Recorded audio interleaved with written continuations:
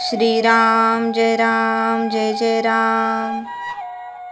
मन स्वाधीन होण्यासाठी मनापासून नाम घ्या।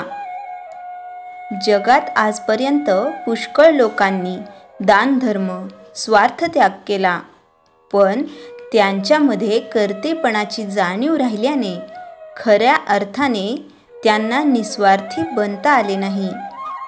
खरे म्हणजे आमचे मन आमच्या ताब्यात आल्याशिवाय आम्हाला निस्वार्थ बनता येणार नाही।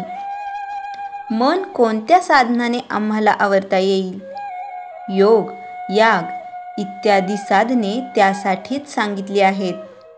पण ही साधने या काळात आम्हाला करता येण्यासारखी आहेत का?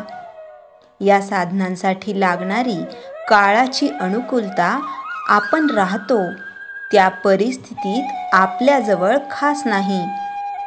मन ताब्यात यायला सध्याच्या काळात नामस्मरणाशिवाय दुसरे साधनच नाही, कारण आज एक नामच भगवंताने अवतार रूपाने आमच्यासाठी शिल्लक ठेवले आहे।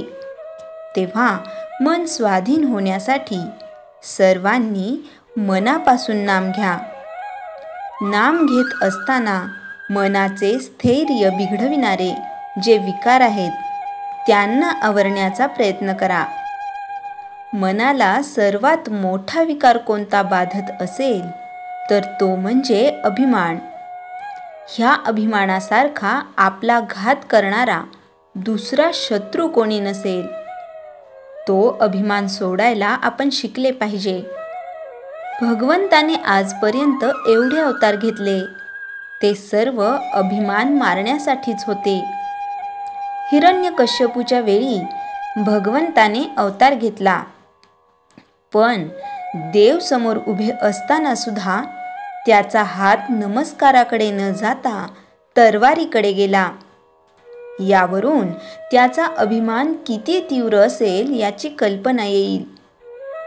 तो अभिमान नाहीसा करण्यासाठी आपण कर्तेपणाची जाणीव सोडून नाम घेतले पाहिजे। मनाची स्थिरता बिघडविणारा दुसरा शत्रू म्हणजे राग। हा राग फार भयंकर असतो। मोठमोठ्या तपस्वी लोकांची तपश्चर्या याने धुळीस मिळवली।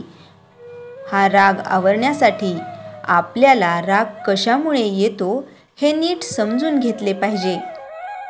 व्यवहारात आपल्याला नीतीचे बंधने घालून दिली आहेत, ती सर्व आपण पाळली पाहिजेत। नीतीच्या बंधनात राहणाऱ्या माणसाचे विकार आपोआप आवरले जातील। ही बंधने कशासाठी घातली आहेत याचे मर्म समजून घेऊन वागले तर राग आवरता येईल, आणि राग आवरला म्हणजे त्याच्या पोटात लपून बसलेल्या काम, लोभ, मोह इत्यादी विकारांनाही पायबंद पडेल।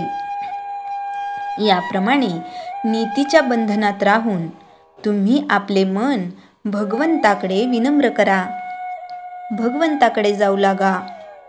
मन आपोआप तुमच्या मागे येईल, कारण तो त्याचा धर्म आहे। भगवंताला विसरू नका। तुमचे मन तुम्हाला आपण होऊन सहाय्य करील याची खात्री बाळगा। श्रीराम जय जय राम। चैतन्यवाणी नाम सुरुंगाप्रमाणे आहे। विकाररूपी मोठाले खडक ते फोडून टाकते। श्रीराम जय जय राम। जयाच्या जनी जन्मनामार्थ झाला, जयाने सदा वासनामात केला। जयाच्या मुखी सर्वदा नाम कीर्ती, नमस्कार तया ब्रह्मचैतन्य मूर्ती। श्रीराम जय जय राम।